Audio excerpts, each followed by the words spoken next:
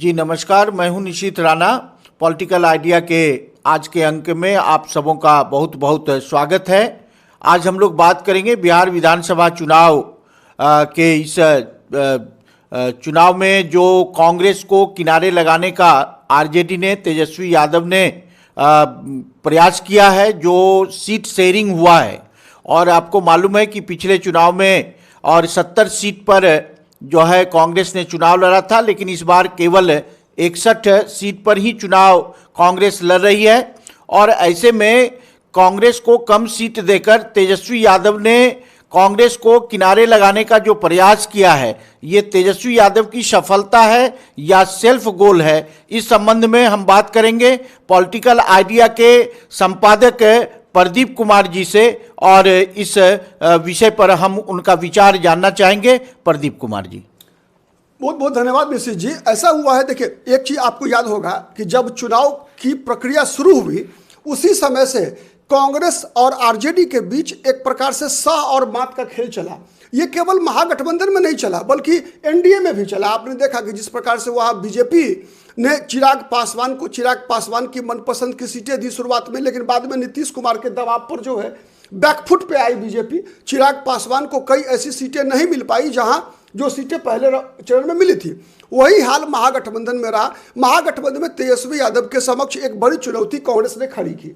जिस प्रकार से 6 महीने के अंदर, विगत 6 महीने में राहुल गांधी ने बिहार में कांग्रेस की राजनीति को परिवर्तन करने का प्रयास किया। कांग्रेस ने जिस प्रकार से दलितों के मुद्दे पर आक्रामक रहे राहुल गांधी, जो एसआईआर के मुद्दे पर जिस तरह से वोटर अधिकार यात्रा निकला और उसमें तेजस्वी यादव को किनारे लगाने का प्रयास किया गया, तो तेजस्वी यादव की यह रणनीति थी कि इस बार जो मुकेश सहनी को जितने भी सीटें मिलनी है वो कांग्रेस के खाते से निकाला जाए और आरजेडी को की सीटें नहीं घटे। आपने देखा कि आरजेडी पिछली बार 144 लड़ी थी, इस बार भी 143 लड़ रही है।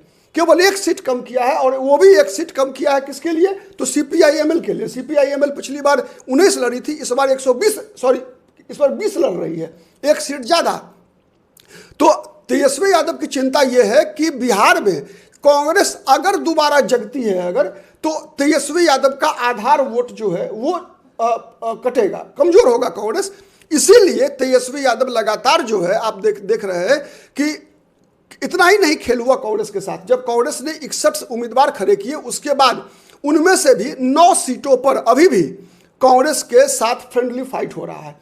सीपीआईएमएल के साथ कहीं फ्रेंडली फाइट नहीं कर रही है आरजेडी कभी भी कहीं भी सीपीआई के साथ फ्रेंडली फाइट नहीं कर रही है। आरजेडी केवल फ्रेंडली फाइट कर रही है कांग्रेस के साथ, इसीलिए कि तेजस्वी यादव को कांग्रेस से चुनौती मिल रहा है। यहां तक कि आप देखिए ना कि कांग्रेस के जीती हुई सीट महाराजगंज आरजेडी ने छीन लिया, वहां से अपना उम्मीदवार दे दिया है। ठीक है, तो ये चूंकि चिंता है तेजस्वी यादव को। दूसरी एक और चिंता है कि पिछली बार जिस प्रकार से कांग्रेस को 70 सीटें दी गई थी, उसमें मात्र 19 सीटें जीत पाई थी कांग्रेस। तो कहा जा रहा है कि स्ट्राइक रेट कांग्रेस का जब खराब रहा, इसी कारण से तेजस्वी यादव मुख्यमंत्री नहीं बन सके। ठीक है, तो ये, लेकिन कांग्रेस का जवाब क्या है? कांग्रेस का जवाब यह है कि हमें ऐसी सीटें दी गई जो सीटें जीतने लायक नहीं थी।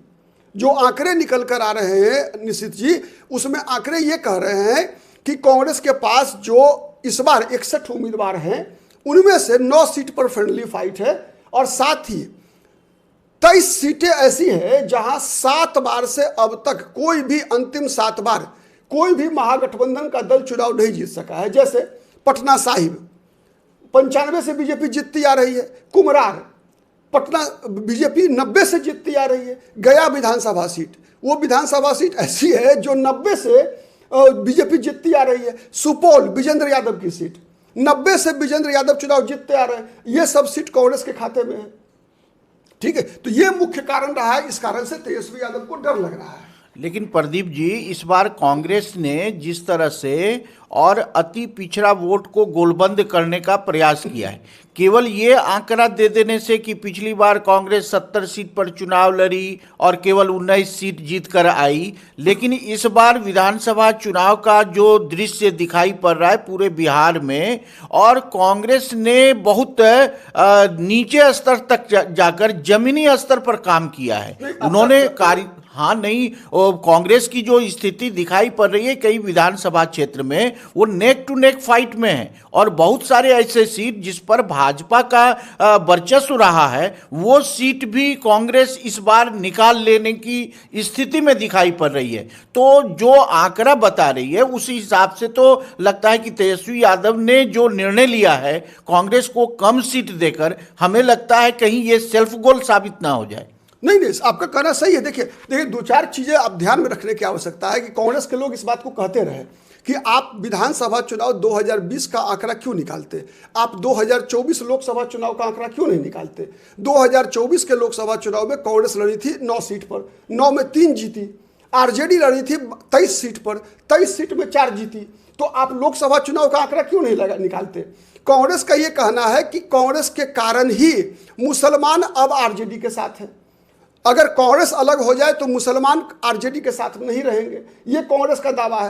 कांग्रेस कह रही है कि दलित अगर महागठबंधन के साथ दलितों का एक वर्ग, चाहे वो रविदास समाज हो चाहे वो पासी समाज हो, तो ये अगर महागठबंधन के साथ वापस आ रहा है तो उसके पीछे कांग्रेस की राजनीति है, न कि तेजस्वी यादव की राजनीति है। तेजस्वी यादव के माई समीकरण मुस्लिम यादव कॉम्बिनेशन से तो डरकर ही दलित महादलित सब आरजेडी से बाहर गया था।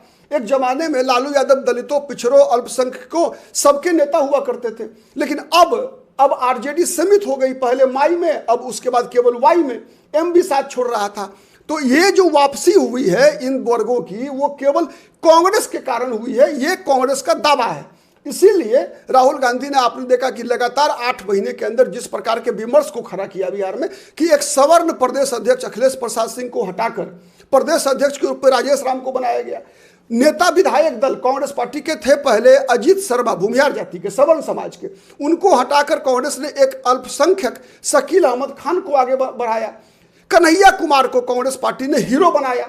क्यों बनाया? कन्हैया कुमार की पहचान भूमिहार नेता की नहीं है।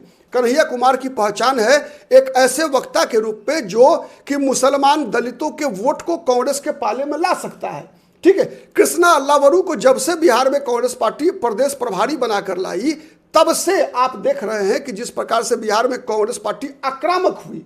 ठीक है, और इस आक्रामकता का ही असर कई राजनीतिक विश्लेषक तो ये बताते हैं कि राहुल गांधी का जो वोटर अधिकार यात्रा था या राहुल गांधी का एसआईआर के मुद्दे पर जो आंदोलन चलाया गया, उसी का कारण है कि बिहार में इस बार जो मैंने एक तरह से जिसे कहते हैं ना एग्रेसिव पोलिंग हुई है। और वही कारण है कि बिहार में इस बार महागठबंधन और ज्यादा मजबूत दिख रहा है। ठीक है, तो ये बात जो है कांग्रेस के लोग बता रहे हैं और इसमें तो बातें में सच्चाई तो नजर आती है। ठीक है, आप अगर सीमांचल के इलाके को देखेंगे तो पिछले बार भी इस बात का गवाह है। लोकसभा चुनाव का परिणाम देखिए, सीमांचल में 2 सीट लड़ी थी लोकसभा का कांग्रेस और 2 सीट लड़ी थी आरजेडी दोनों सीट हार गई, अररिया और पूर्णिया। कांग्रेस 2 सीट लड़ी, किशनगंज और कटिहार, दोनों जीत गई। आरजेडी के बारे में मुसलमानों का शिकायत क्या है? मुसलमानों का शिकायत है कि हम यादव उम्मीदवार को वोट देते हैं, लेकिन यादव जो है वो मुसलमान उम्मीदवार को वोट नहीं देते। लेकिन कांग्रेस के साथ ऐसी दिक्कत नहीं है। तो ये मुख्य कारण है जिस कारण से कांग्रेस और आरजेडी के बीच जो है, और आरजेडी को क्या लगता है, आरजेडी को लगता क्या है तेजस्वी यादव को कि एक बार कांग्रेस अगर मजबूत हो गई बिहार में तो फिर कांग्रेस अपना पुराना वोट बैंक अगर वापस ले आई दलित, मुसलमान और सवर्णों का, तब तो फिर आरजेडी की स्थिति कमजोर हो जाएगी बिहार में। ठीक है, तो ये भविष्य की राजनीति के लिए भी दोनों के बीच जो है ये विवाद का मामला है निश्चित जी। ठीक है, तो इसीलिए ये स और मात का खेल है, वर्तमान और भविष्य के बीच लड़ाई है। नहीं प्रदीप जी, आपने जो भी विश्लेषण किया, निश्चित रूप से दोनों गठबंधन में, एक और महागठबंधन और एक और एनडीए गठबंधन, दोनों में उहापोह की स्थिति है। दोनों अपने सहयोगी साथी को जो है कम करने की और नीचा दिखाने की कोशिश में लगे हुए रहे। अभी देखिए कि भारतीय जनता पार्टी ने हमारा अगला मुख्यमंत्री कौन होगा उस पर जो है मौन साधे रहा। अंतिम तक जो है वो अमित शाह ने और इस बात का स्पष्टीकरण नहीं किया और इसका खामियाजा भुगतने की स्थिति में आज भारतीय जनता पार्टी है। उसी प्रकार से कांग्रेस ने भी शुरू में तेजस्वी यादव को मुख्यमंत्री चेहरा बनाने से और जो है वो संकोच करते रहे, अंतिम में जा करके और उन्होंने तेजस्वी यादव को मुख्यमंत्री के रूप में स्वीकार किया है। तो जो स्थिति दिखाई पड़ रही है दोनों गठबंधन में जो है वहां की स्थिति है, अब ये तो 14 तारीख के परिणाम के बाद ही पता चलेगा कि तेजस्वी यादव ने कांग्रेस को कम सीट देकर और उनसे उनको फायदा होने जा रहा है या उसके कारण उन राजनीतिक अस्थिरता के दौर में फिर से जो है कहीं तेजस्वी यादव 2-4 सीट अगर कम गया तो उसके कारण जो है सरकार बनाने की स्थिति में नहीं होंगे। तो अंतिम रूप से मैं अपने जो प्रदीप कुमार जी पॉलिटिकल आइडिया के संपादक हैं उनसे जानना चाहेंगे कि 14 तारीख के बाद किस गठबंधन की सरकार बनने की स्थिति आपको दिखाई पड़ रही है। देखिए निश्चित जी, आज कांग्रेस की पहले बात कर लेते हैं कि कांग्रेस के लिए इस बार संभावनाएं कितनी बेहतर हुई है। मैं बताया जैसे कि आपको, देखिए कांग्रेस के पास जो वापसी हो रही है, एक मुसलमानों का वोट वापस आ रहा है कांग्रेस के पास। विधानसभा चुनाव में पहली बार इतनी मजबूती से मुसलमान आ रहे हैं कांग्रेस के साथ, और आरजेडी की भी जो मतलब वोट मिल रहा है उसमें सबसे बड़ा फैक्टर है राहुल गांधी, मुसलमान वापस आने का। नहीं तो मुसलमान टूट रहा था, ओवैसी की तरफ लंबा छलांग, ओवैसी को मिलेगा वोट, लेकिन इससे और ज़्यादा स्थिति मजबूत होती ओवैसी की यदि राहुल गांधी बिहार में सक्रिय नहीं होते तो। दूसरा, दलित में रविदास समाज, विशेष रूप से जब से राजेश राम को बनाया गया प्रदेश अध्यक्ष, दलित में रविदास समाज जो है दूसरी बड़ी जाति है, पासवान के बाद दूसरी बड़ी जाति है रविदास समाज दलितों में जो वापस आ रहा है। और इसका असर क्या हुआ है, देखिए कि एक तो सीमांचल का इलाका, ठीक है, वहाँ पर मुसलमान और दलित के वापस आने के कारण इस बार परिणाम सुधरा हुआ मिलेगा आपको। विधानसभा चुनाव में पिछली बार क्या हुआ था, 24 विधानसभा सीटें हैं सीमांचल के 4 जिले में, पूर्णिया, अररिया, कटिहार और किशनगंज में, ठीक है। वहां 7 सीटें मिली थी महागठबंधन को पिछली बार, उसमें 5 सीट 11 सीट लड़कर 5 कांग्रेस को जीती थी, लेकिन आरजेडी 11 सीट लड़कर केवल 1 सीट जीत पाई थी, ठीक है। तो उसके बाद इस बार देख लीजिए जो आंकड़े निकल कर आ रहे हैं, जिन इलाकों में कांग्रेस मजबूत हो रही है वो इलाका है दरभंगा मधुबनी का, ठीक है, जहां कांग्रेस के साथ जो कांग्रेस का पुराना वोट बैंक ब्राह्मण कई विधानसभा सीट पर कांग्रेस के साथ आते हुए दिख रहे हैं। इस कारण से बेनीपट्टी विधानसभा सीट, फुलपरास विधानसभा सीट जैसी सीटें कांग्रेस जीतती हुई दिख रही है। उतना ही नहीं, चंपारण के इलाके में आपको आश्चर्य होगा, 14 नवंबर को मिला लीजिएगा निश्चित जी, पूर्वी चंपारण और पश्चिमी चंपारण, ठीक है, ये 2 जिले ऐसे हैं जहां पर कि कांग्रेस बहुत बड़ा चमत्कार करने जा रही है, ठीक है। तो ये जो फैक्टर है, इस फैक्टर के कारण अगर मान लीजिए कि तेजस्वी यादव का आंकड़ा पिछली बार की तरह ही 110-15 पर महागठबंधन अटक गया तो तेजस्वी यादव पछताएंगे, तो ये तेजस्वी यादव के लिए सेल्फ गोल होगा, ठीक है। और यदि कांग्रेस अगर अपना पिछला 19 का आंकड़ा पार कर गई अगर, ठीक है, पार कर गई कांग्रेस 19 का आंकड़ा, ठीक है, और तेजस्वी यादव बच गए मुख्यमंत्री बनने से, तब तो वो रोएंगे, ठीक है। लेकिन नहीं, अगर कांग्रेस मान लीजिए, जिसकी संभावना नहीं के बराबर है, मैं बता रहा हूं, कांग्रेस पिछला टैली से बहुत बेहतर प्रदर्शन करने जा रही है इस बार, ठीक है, इसमें कहीं कोई शक नहीं है। तो ऐसा अगर कुछ होता है तो माना जाएगा कि चुनौती तेजस्वी यादव के लिए है, और तेजस्वी यादव जो खतरा समझ रहे थे कांग्रेस से, अगर मुख्यमंत्री बन गए तेजस्वी यादव तब तो संभाल लेंगे, कांग्रेस बढ़ेगी तब भी संभालेंगे, कांग्रेस घटेगी तब तो उनका बल्ले बल्ले है।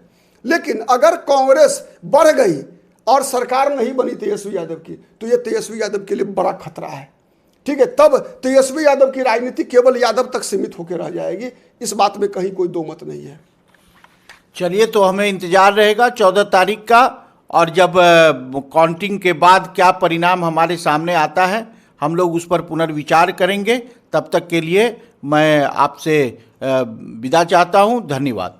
नमस्कार।